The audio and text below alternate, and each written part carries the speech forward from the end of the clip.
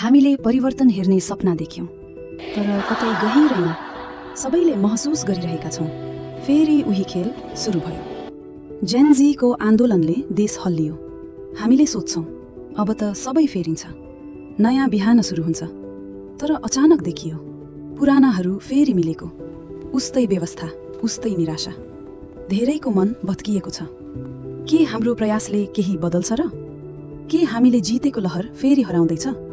यो भाव हजारौंले अहिले बोकिरहेका छन्। तर कुरा बुझ्नै पर्नेछ, इतिहासमा कहिल्यै परिवर्तन सरकारले सुरु गर्दैन। परिवर्तन सधैँ जनताको हातबाट जन्मिन्छ। र अहिले त्यो हातमा एकदम नयाँ शक्ति आएको छ, प्रविधि। हामीसँग तेल छैन, हाम्रो सरकार बदलिन ढिलो हुन्छ। तर एउटा कुरा छ, सिप सिक्ने स्वतन्त्रता, काम गर्ने स्वतन्त्रता, विश्वसँग जडिने स्वतन्त्रता। आज तपाईका औँलामा विश्वस्तरीय टिम छ। च्याट जीपीटी, क्लॉड, जेमिनाई, को-पाइलट, सुनो, लियोनार्डो, यी कुनै भविष्यको कुरा होइन, यी नेपाली युवाको नयाँ हतियार हुन्। हो, बाहिरको प्रणाली डरलाग्दो छ।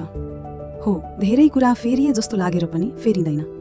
तर एउटा कुरा सधैँ साँचो रहन्छ, सिस्टमले रोकिदिए पनि सिपले पासपोर्ट मान्दैन। नेपालमा सरकार बदलिँदैमा, नेताहरू मिल्दैमा, राजनीति अस्तव्यस्त हुँदैमा तपाईको व्यक्तिगत करियर स्टक हुँदैन। अब ग्लोबल मार्केट छ, रिमोट वर्क छ, एआई छ। जहाँ लोकेसन महत्त्वपूर्ण छैन, सिप मात्र महत्त्वपूर्ण छ।